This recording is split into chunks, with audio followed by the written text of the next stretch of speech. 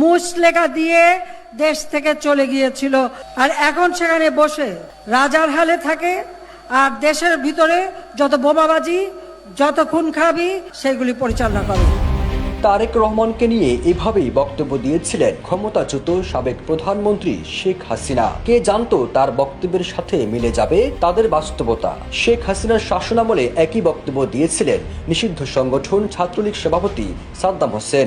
যেখানে নেতা পালিয়ে গিয়ে বিদেশে বিলাসী জীবনযাপন করছেন, আর দেশে কর্মীদেরকে রাজপথে থাকার জন্য আহ্বান জানাচ্ছেন। ঠিক নতুন বাস্তবতায় আওয়ামী লীগও একই পথে হাঁটছে। দলটির নেতারা বিদেশে বসে দেশে আন্দোলন ডাক দিয়েছে, যেখানে দলটির শীর্ষ নেতারা পালিয়ে গিয়ে বিদেশে বসে আরামায়েশে দিন পার করছে, আর কর্মীরা জীবনের ঝুঁকি নিয়ে দেশের ভেতরে আত্মগোপনে রয়েছে।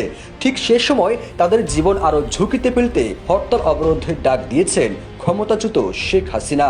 এমনটি মনে করছে আত্মগোপনে থাকা কর্মীরা। রিমোট কন্ট্রোল ডাকে আন্দোলন এদেশে হবে না। সৎ সাহস থাকলে মাঠে আসুন, মাঠে মোকাবেলা হবে, খেলা হবে।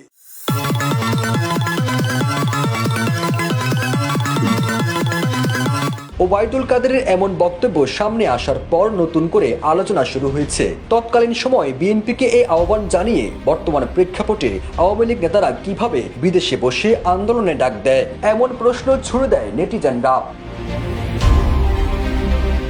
এছাড়া শেখ হাসিনার শাসনামলে আওয়ামী লীগের অনেক নেতাও বলেছেন, নেতা থাকে বিদেশে, কর্মী জীবন দেয় দেশে। শেখ হাসিনার পতনের পর ফেব্রুয়ারিতে কঠোর হরতাল অবরোধের ডাক দিয়েছে আওয়ামী লীগ।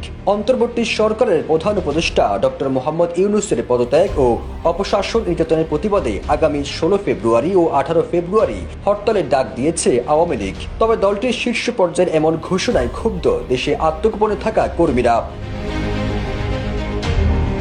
ছাত্র জনতার গণ অভ্যুত্থানের মুখে গেল বছরের 5 আগস্ট দেশ থেকে পালিয়ে ভারতে আশ্রয় নিয়েছেন শেখ হাসিনা। এরপর থেকে তিনি সেখানেই অবস্থান করছেন। তবে তার পালিয়ে যাওয়ার মধ্য দিয়ে হাসিনা সরকারের সাবেক মন্ত্রী এমপিরা বিভিন্নভাবে দেশ ত্যাগ করেন। এর বাহিরে অনেকে গ্রেপ্তার হয়ে কারাগারে আছেন। ফিরোজ আলম, জয় জয়দীপ।